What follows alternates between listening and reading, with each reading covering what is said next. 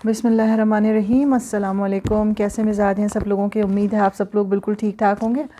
मैं भी आप लोगों की दुआओं से ठीक हूँ और आज एक दफ़ा फिर ना चाहते हुए भी क्वारंटाइन के ऊपर बात करने के लिए जो है वो मौजूद हूँ। मैं तो ये चाह रही थी कि मैं इस टॉपिक पे अब बात ना करूँ, क्योंकि काफ़ी लोग माशाल्लाह से यूट्यूब पर ऑलरेडी जो है वो वीडियोस भी बना चुके हैं, अपनी जो पोस्ट है उनको भी अपडेट कर चुके हैं। तो मैंने कहा पता चल गया होगा, लेकिन ये कि फिर भी माशाल्लाह से जो मेरे व्यूअर्स हैं वो बार बार मैसेज कर रहे हैं सुबह से कि प्लीज़ आप जो हैं कोई वीडियो बनाइए, कंफर्म करें। तो चाहने वालों का बहुत बहुत शुक्रिया और आपकी खिदमत में हाज़िर हूँ यही इन्फॉर्मेशन लेकर। तो इन्फॉर्मेशन का जैसे आप लोगों को पता है कि एक बाज़ार गर्म था पिछले एक हफ़्ते से, क्योंकि जो भी पुरानी क्वारंटाइन की पाकिस्तानियों के लिए और इंडिया के लिए शराइत थी वो सेम चली आ रही थी पिछले 2 महीने से, और बहुत टफ़ टाइम था, लोगों के वीज़े ख़त्म हो रहे थे, परेशान थे लोग। तो फिर उसके लिए वो काफ़ी जो है वो जब ख़त्म होने से पहले पहले एक सर्कुलर जो है वो गर्दिश किया सोशल मीडिया पे, और लोगों ने जो है उसको बार बार पोस्ट किया। बेचारे कुछ यूट्यूबर्स ने तो अपनी बात को सच साबित करने के लिए पुरानी वीडियोस भी दिखा दी कि जी हमने तो कहा था कि ख़त्म नहीं होगा और एक्सटेंड हो जाएगा, और ये एक्सटेंड हो गया है 31 सितंबर तक, और ये वो। तो मैंने उस टॉपिक पे बात इसीलिए नहीं की क्योंकि यहाँ पर उनका भी बेचारों का कसूर नहीं है। प्रॉब्लम ये है कि जो टर्किश गवर्नमेंट है वो फॉरेनर्स के लिए उनके क़ानून रातों रात तब्दील होते हैं। तो हो सकता है जो सर्कुलर पहले इससे पहले आया हुआ था और सर्कुलेट हो रहा था वो सच हो, लेकिन ये कि फिर बातचीत हुई हो और देखा गया हो और नरमी की गई हो। तो बहरहाल इन शॉर्ट खुशखबरी यही है कि जिस तरह आप लोगों में से बहुत सारे लोगों ने ऑलरेडी सुन लिया होगा कि पाकिस्तान के लिए और इंडिया के लिए और बांग्लादेश के लिए, तीनों जो ममालिक हैं उनके लिए क्वारंटाइन की शर्त ख़त्म कर दी गई है। और उस शर्त को ख़त्म किस शर्त पे किया गया है कि अगर आपने जो WHO यानी वर्ल्ड हेल्थ ऑर्गेनाइजेशन से तस्दीक शुदा वैक्सीन लगाई हुई हैं, यानी उसके दोनों डोज़ लगाए हुए हैं और उन दोनों डोज़ों को वैक्सीन को लगाए हुए आपको 14 दिन हो चुके हैं, तब आप बग़ैर क्वारंटाइन किए हुए टर्की में अपना विज़िट को जारी रख सकते हैं। एक बात तो क्लियर बात जो है वो बात मैंने आपको क्या बताई, इंडिया, बांग्लादेश और पाकिस्तान, तीन ममालिक जो हैं उनको क्वारंटाइन करने की ज़रूरत नहीं होगी। किस शर्त पर? अगर उन्होंने दोनों जो एथराइज्ड की हुई हैं वर्ल्ड हेल्थ ऑर्गेनाइजेशन ने, अगर आप WHO अप्रूव्ड वैक्सीन गूगल पे लिखेंगे तब वहाँ पे लिस्ट आ जाएगी। मैं अपने डिस्क्रिप्शन में भी जो कंप्लीट लिस्ट है अप्रूव्ड वैक्सीन की वो नाम सारे लिख दूंगी ताकि आपको परेशानी नहीं हो। आप उसमें से देख लें जो वैक्सीन आपने लगाई हुई है। अगर फ़र्ज़ कीजिए आपने एक डोज़ लगाया हुआ है और दूसरा डोज़ अभी नहीं लगाया हुआ है, तो आपको दोनों डोज़ों की ज़रूरत है क्वारंटाइन से बचने के लिए। एक बात क्लियर। तो पाकिस्तान, इंडिया, बांग्लादेश अगर दोनों डोज़ लगाई हुई हैं और अप्रूव्ड डोज़ यानी जो वर्ल्ड हेल्थ ऑर्गेनाइजेशन ने अप्रूव्ड की हुई, पाकिस्तान तुर्की की बात नहीं हो रही है, बात हो रही है कि जो इंटरनेशनल ऑर्गेनाइजेशन है WHO, उन्होंने जो अप्रूव की हुई, अगर वो वैक्सीन आपने लगाई हुई है दोनों डोजेस और लगाए हुए 14 दिन हो गए हैं, तो आप तुर्की में बग़ैर क्वारंटाइन के घूम फिर सकते हैं, आ सकते हैं। नंबर एक बात, ठीक है। दूसरी बात, अगर जॉनसन एंड जॉनसन की वैक्सीन लगाई है, इस नाम की वैक्सीन लगाई हुई है, तो इसका एक डोज़ भी काफ़ी है। यानी इस वैक्सीन का एक शॉट आपने लिया हुआ है, एक डोज़ लगाई हुई है, तब भी आपको टर्की में क्वारंटाइन की ज़रूरत नहीं पड़ेगी, ठीक है।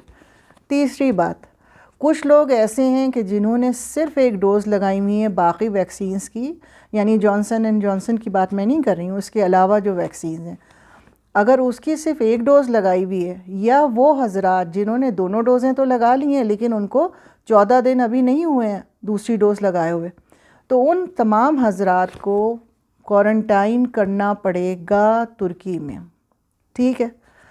कहाँ करना पड़ेगा? अगर कि वो वहाँ के नेशनल हैं, उनके पास किमलिक यानी TRC है, तो वो अपने अपने घरों में क्वारंटाइन करेंगे। दूसरी शर्त, अगर जैसे हम लोग पहले जाते थे पाकिस्तान से इंडिया से कि होटल बुकिंग दिखा दी, 12 दिन की, 14 दिन की, तो आप अगर एड्रेस प्रूफ दिखाते हैं तो आप वहाँ पे भी जा सकते हैं, उसकी कोई शर्त नहीं है।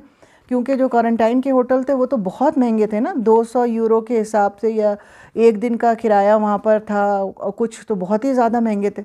तो उन सब की ज़रूरत नहीं है। जो आम सस्ते होटल जो आपको पैकेज मिलता है, नॉर्मल पैकेज, रेगुलर पैकेज, उस पर भी आप जा सकते हैं। अगर कोई आपके रिश्तेदार, जान पहचान के बहन भाई, माँ बाप, कोई फैमिली फ्रेंड्स हैं अगर आपकी, अगर उनका आपने एड्रेस दिया हुआ है तो आप वहाँ पर भी जाकर क्वारंटाइन कर सकते हैं। लेकिन आपको 14 दिन का क्वारंटाइन वो सजेस्ट करेंगे, जिसमें आपको 10वें दिन अपना क्वारंटाइन टेस्ट करवाना होगा। अगर आपने क्वारंटाइन टेस्ट करवा लिया और नेगेटिव आया तब तो आप फ्री हैं। नेगेटिव का मतलब ये है कि आपको क्वारंटाइन नहीं है। पॉजिटिव का मतलब ये नहीं है कि पॉजिटिव हो के तो आप बड़ा खुश हो जाएंगे जी हम तो पॉजिटिव हो गए। पॉजिटिव का मतलब है क्वारंटाइन है। तो अगर टेस्ट की रिपोर्ट में लिखा आता है नेगेटिव, तो इसका मतलब है आपको क्वारंटाइन नहीं है, कोविड के, आप कोविड फ्री हैं, तो आप जो हैं वो क्वारंटाइन से आज़ाद हो जाएंगे 10वें दिन। लेकिन अगर 10वें दिन टेस्ट पॉजिटिव आ गया तो फिर आपको 14 दिन के लिए क्वारंटाइन करना पड़ेगा। लेकिन इसमें आसानी उन्होंने सिर्फ ये दे दी है कि जो पहले उन्होंने इतने महंगे महंगे होटल गवर्नमेंट की तरफ से सजेस्ट किए थे, वो होटल्स आपको नहीं लेने पड़ेंगे। अब सबसे अहम बात इन 3 ममालिक के लिए जो वो ये है कि अगर आप आते हैं, आपको वैक्सीन की दोनों डोज़ नहीं लगी हुई है या सिर्फ एक डोज़ लगी है और आपको क्वारंटाइन के लिए कहते हैं, तो आपकी ज़िम्मेदारी क्या है? आप ये ना समझिएगा कि जी हम तो अपने घरों में क्वारंटाइन कर रहे हैं, अपने किसी रिश्तेदार के घर क्वारंटाइन कर रहे हैं, तो अब हमें किसी भी परहेज़ की और सोशल डिस्टेंसिंग की ज़रूरत नहीं है। आप यकीन मानिए, जो होटल में पहले क्वारंटाइन हो रहा था वहाँ पे भी बहुत स्ट्रिक्ट थे वो लोग। बाहर जो है नीचे पुलिस और सिक्योरिटी वगैरह जो है वो देखती रहती थी, आपको वॉच करती रहती है। जब आप एयरपोर्ट पे जाते हैं तो आपको हैश कोड दिया जाता है, आप सिम लेते हैं, उससे टेलीफोन के लाइन से आपको बहुत सारी चीज़ों से वो वॉच करते हैं और आपको कैच कर सकते हैं। अगर आप घूमते फिरते नज़र आ गए तो वो आपको बहुत भारी जुर्माना भी दे सकते हैं और आपको वापस डिपोर्ट भी कर सकते हैं, आपकी एंट्री को बैन भी कर सकते हैं। तो प्लीज़ अगर आपने ये फ़ैसला किया है कि जी वैक्सीन नहीं लगाई है और वीज़ा ख़त्म हो रहा है, आपने कहा होगा नहीं भाई चले जाते हैं, कोई मसला नहीं है, 14 दिन 12 दिन के लिए क्वारंटाइन 10 दिन के लिए कर लेंगे, तो उस सूरत में आपको मुकम्मल क्वारंटाइन करना है। ठीक है, एक बात ये क्लियर हो गई आप लोगों के लिए। बच्चे जो हैं 12 साल से कम उम्र बच्चे जो हैं उनको वैक्सीन की ज़रूरत नहीं है, सर्टिफिकेट की ज़रूरत नहीं है तुर्की जाने के लिए। ठीक है, लेकिन जिस तरह से पहले क्वारंटाइन की होटल क्वारंटाइन के पहले इनकी शर्त थी कि जी आप 72 घंटे 72 आवर्स पहले पीसीआर टेस्ट देंगे, वो शर्त उसी तरीके से आपको वो टेस्ट जो है अपना उसकी रिपोर्ट 72 घंटे पहले टेस्ट करवा के लेकर आना है। और जो आपके दोनों वैक्सीन हो चुकी हैं उसका अप्रूव्ड सर्टिफिकेट, मुझे पता नहीं कि पाकिस्तान में मेरे ख़्याल में नादरा जो है वो देते हैं, या जिस जगह आप हॉस्पिटल वगैरह में जहाँ से लगा रहे हैं वो आपको देते हैं, तो आप वहाँ से वो अप्रूव सर्टिफिकेट ज़रूर अपने साथ लेकर आएँ, ताकि वो आपको प्रूफ देना होगा कि ये मेरा वैक्सीनेशन का कंप्लीट जो है वो कार्ड है। ठीक है, उसके बाद अलावा वो आपको वहाँ से फॉर्म भी फिल करवाएंगे जिसमें आपसे पूछेंगे कि पिछले 6 महीने में आप कोई बहुत बीमार तो नहीं हुए थे, आपको कोविड तो नहीं हुआ था, और इस किस्म के सवालात उसके अंदर एक पूरा कंप्लीट एड्रेस, फ़ोन नंबर्स, सारी चीज़ें उसके अंदर होंगी। ठीक है, तो ये बात बिल्कुल क्लियर हो गई है। अफ़गानिस्तान के लिए अनफॉर्चुनेटली जो अफ़गानिस्तान है उनके लिए उन्होंने जो है वो क्वारंटाइन की शर्त को उसी तरह बरक़रार रखा है, यानी ये कि वो पेड क्वारंटाइन करेंगे अपनी पास से रकम दे के। जो होटल्स गवर्नमेंट ने, टर्की गवर्नमेंट ने लिए हुए हैं, उन होटल्स को वो जिस तरह पहले चल रहा था उनके लिए वो उसको एक्सटेंड कर दिया गया है, उसमें कोई तब्दीली नहीं आई है। इसके अलावा Brazil, south Africa, Nepal and Sri Lanka, जो इनकी फ़्लाइट्स पहले बंद थी वो उसी तरह बंद हैं अभी, अनलेस अनटिल कि वो कोई नया ऐलान करें, तो इसी तरह उनकी फ़्लाइट जो हैं वो अभी बैन की हुई हैं, उसको ओपन नहीं किया। तीसरी बात, अगर यूनाइटेड किंगडम, ईरान, इजिप्ट और सिंगापुर से कोई आता है तो उसको क्वारंटाइन करने की ज़रूरत नहीं है, लेकिन उसको अपना पीसीआर टेस्ट जो है 72 घंटे पहले का दिखाना होगा, प्रूफ देना होगा। ठीक है। और जनाब आली, आपको इसके अलावा हैस कोड जो है उसके बारे में आप पढ़ कर जाइएगा, समझ के जाइएगा वहाँ पहुँच के, क्योंकि ज़्यादातर जो बड़े बड़े रेस्टोरेंट्स हैं, होटल्स हैं, शॉपिंग मॉल्स हैं, वो आपको पहले चेक करते हैं फिर अंदर जाने देते हैं अगर आप हैस कोड आपके पास है, यानी आप ऑलरेडी आपने अपने आप को हैस कोड के लेने के लिए एक प्रॉपर प्रोसीजर है, वेबसाइट पे जाके तमाम डिटेल्स देनी पड़ती। ठीक है, तो ये थोड़ी सी जो है वो आपको इन्फॉर्मेशन देनी थी कोविड-19 के लिए, और मुबारकबाद भी देनी थी कि अल्लाह का शुक्र है कि ये चीज़ें जो हैं वो ख़त्म हुई, और तकलीफ़ें, लोग बेचारे बहुत परेशान थे। लेकिन अब आपकी ज़िम्मेदारी इस ख़बर के बाद ज़्यादा बढ़ जाती है। क्यों बढ़ जाती है? क्योंकि आप एकदम से बहुत एक्साइटेड हो गए, या ये कि आपके पास बहुत टाइट शेड्यूल है, स्केजुअल है, यानी बहुत कम टाइम रह गया आपके वीज़ा एक्सपायर होने में। तो आपको जो है वो बहुत सोच समझ के अपनी प्लानिंग करनी है। ऐसा ना हो कि आप इतनी जल्दी जल्दी में बग़ैर होमवर्क किए हुए तुर्की पहुंच जाएं, और अगर आप घूमने फिरने जा रहे हैं तब तो कोई इतना बड़ा मसला नहीं है, लेकिन अगर आप तुर्की आकर और टीआरसी लेना चाहते हैं तो बराए मेहरबानी मुकम्मल तैयारी कर कर आएँ, तैयार हो के सामान आप अच्छी तरह अपना बैग, मैंने ऑलरेडी 3 वीडियोस 3 पार्ट में बनाई हुई हैं, अपलोड की हुई हैं, कि जिसमें आने से पहले आपको कौन कौन सा सामान जो है वो अपने साथ लाना है। कोशिश मैं ये करूँगी एक जल्दी से लिस्ट बनाकर एक वीडियो छोटी सी और अपलोड कर दूं, कि जिसमें उन तीनों को बार बार आपको 3 वीडियोस ना देखनी पड़े, एक ही में आपको सारी बात पता चल जाए। तो बहुत सोच समझ के अगर फैमिली के साथ आ रहे हैं तो अपना सामान लेकर आएँ, क्योंकि अगर आप घर में आपके जो ऑलरेडी मौजूद है वो सामान आप अपने साथ रख लेते हैं तो वो आपके बहुत ज़्यादा पैसे सेफ़ हो जाते हैं। छोटी से छोटी भी चीज़ अगर आप तुर्की में लेने के लिए जाएंगे तो आपको 250 लीरा से लेके 500 लीरा जहन में रखना है। इवन इलेक्ट्रिक केटल है, हेयर ड्रायर है, आयरन जो आप आयरनिंग करते हैं बाल स्ट्रेटनर करने के लिए जो स्ट्रेटनिंग रॉड है, और छोटे मोटे अप्लाइंसेस है, ब्लेंडर है, जो आपकी ज़िंदगी के बिल्कुल ज़रूरी चीज़ें होते हैं। तो वो मैं उसमें तफसील से बताऊंगी, वरना ये वीडियो फिर और बड़ी होना शुरू हो जाएगी।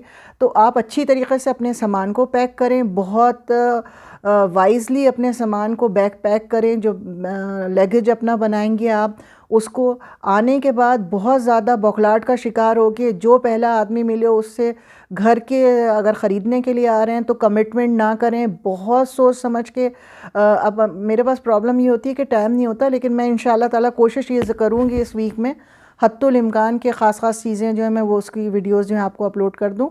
तो आप लोगों को घर की ख़रीदारी में जल्दबाजी नहीं करनी है। आप यकीन मानिए, हम तो और आप यही सुनते चले आ रहे हैं, पाकिस्तानी ऐसे जो टर्किश हैं, आई डोंट नो कि वो टर्किश हैं कि किसी और कौम के हैं, क्योंकि वो शक्ल में और बातचीत में वो ऐसे ही महसूस होता है कि जैसे पाकिस्तानी नहीं है, उसके अलावा किसी कौम के हैं। हो सकता है वो इराक़ी हों, हो सकता है वो लिबनानी, हो सकता है वो शाम के हों, शामी हों, सीरियन, हो सकता है वो अफ़गानिस्तान के, आई डोंट नो। बहुत सारी जगह के हैं लोग, आज़रबाईजान के और दूसरे, जिनकी शक्लें मिलती भी होती हैं। लेकिन इस कदर फ्रॉड है कि आपको अंदाज़ा भी नहीं है, और इन द एंड आपका ये होगा कि आप अपनी सारी रकम हार के बैठ जाएंगे और पैसे फंसा के बैठ जाएंगे। बहुत सोच समझ के काम करें, किसी से पहले से मशवरा करके, बात करके, तय करके जाएं, क्योंकि आप अगर क्वारंटाइन नहीं करना है तो आपको जाते के साथ ही कोई रिहाइश चाहिए होगी, किराए पे चाहिए होगी। लोग भी बहुत अलर्ट हो गए, उनको पता चल गया लोग आ रहे हैं, परेशान हैं, तो बहुत ज़्यादा उन्होंने किराए भी बहुत बढ़ा दिए। तो बहुत सोच समझ के होमवर्क करके जो है वो आप तुर्की आइए और इंशाल्लाह अपने सफ़र को एंजॉय कीजिए। और किसी भी किस्म की अगर कोई मालूमात हो तो ज़रूर मुझसे रब्ता कीजिएगा, मैं अपनी हद्दुल इम्कान कोशिश करूँगी कि आपको बताऊँ। हाँ, ये ज़रूर है कि अगर एक दो हज़रात ऐसे हैं कि जिनकी हम कन्वेंस, जो मेरी बहन भी और दूसरे लोग भी, हम उनको रिकमेंड करते हैं एयरपोर्ट ट्रांसफ़र्स के लिए। तो अगर आप लोगों को एयरपोर्ट ट्रांसफ़र्स चाहिए और आप समझते हो कि भाई किसी पाकिस्तानी के साथ, हम ज़बान के साथ जो है हम वो ट्रैवल करें और बाहिफाजत फ़ैमिली के साथ चले जाएँ, कोई खुदा ना करे, क्योंकि सामान भी होता है, बच्चे भी होते हैं। अगर आप टीआरसी लेने आ रहे हैं तो आपके पास रकम भी होगी, जेवर भी, बहुत सारी वैल्यूएबल्स होती हैं। तो भरोसे का इंसान हो, कहीं गलत जगह आप पैसे ना खर्च कर दें। तो अगर उस सिलसिले में मेरी मदद चाहिए तो ज़रूर मुझे बताइएगा, मैं रिकमेंड करूँगी आपको, और आप उनके साथ बाहिफाजत जो है जिस जगह भी जाना चाहें वो जा सकते हैं। और इसके अलावा भी कोई अगर आपको इन्फॉर्मेशन चाहिए या कुछ है तो मैं कोशिश ये करूँगी कि हद्दुल इम्कान आपको ऐसी डायरेक्शन बताऊँ या लोगों से मुतारिफ़ करवा दूँ कि कम से कम ये कि जो रीचेबल हों। ऐसा ना हो कि सड़क चलते होटल के अंदर आप गए, सबसे ज़्यादा आपको स्कैम कहाँ मिलेगा, जैसे ही आप जिस होटल में भी उतरेंगे ना, क्योंकि वहाँ पर रिसेप्शन पे इंग्लिश बोलने वाले होते हैं। अब आपने औरतें तो चलिए कमरे में बैठी हैं, मर्द नीचे उतरे, नीचे उतर के रिसेप्शन पे बातचीत शुरू की और उन्होंने फ़ौरन आपका अंदाज़ा लगा लिया, अच्छा आप आए हैं, आपको घर जी आप भी उनसे पूछते हैं तो वो फ़ौरन अपनी खिदमात पेश करते हैं। और वो ज़्यादातर 60-70% जो हैं वो फ्रॉड रियल एस्टेट एजेंट कह दें या वल्लाह आलम के कोई पूरा ग्रुप है इन लोगों का कि क्या है। पिछले 2 वीक में मैंने 3 केस जो हैं वो ये सुने हैं कि जी जिस होटल में हम रुके थे वहाँ एक लड़की बैठी हुई थी और उसने हमें रिकमेंड किया, वो इतनी बड़ी एजेंसी में लेके गई और वहाँ फ्रॉड हुआ। जैसा मैंने आपसे पहले वादा किया है कि इंशाल्लाह ताला मैं उन लोगों के इंटरव्यूज़ लेकर और मैं उनकी ही ज़बानी आप लोगों को बताऊंगी ताकि आपके जहन में भी कोई सवाल हो तो आप क्लियर हो जाएं आप लोग। ठीक है, तो इस तरह बहुत सोच समझ के आइए, अपनी रकम लेके इतना बड़ा काम करने आप लोग आ रहे हैं तो सोच समझ के आएँ, तैयार होकर आएँ। सर्दियाँ आने वाली हैं, मौसम 10-15 दिन के बाद ठंडा होना शुरू हो जाएगा क्योंकि समंदरी है जगह है, तो उसमें नमी ज़्यादा है, आपको बहुत ठंड महसूस होगी। तो प्रिपेयर होकर आएँ, कॉटन के कपड़े ज़्यादा लेकर आएँ। बच्चों के लिए वैसे तो 10-15 लीरा के सामान मिल जाते हैं, टोपे, स्कार्फ, मगर ये कि एक्स्ट्रा पैसे हैं ना, अगर आपके घर में पड़े हुए हैं और आप इस्तेमाल कर सकते हैं तो अपनी जैकेट्स वगैरह काफ़ी महंगी हैं, 250 से लेके 500-600 लीरा तक की आपको जैकेट्स मिलती हैं फ़ौरन के फ़ौरन, अगर आप अच्छी जैकेट चाहते हैं, वरना हल्की जैकेट होगी वो।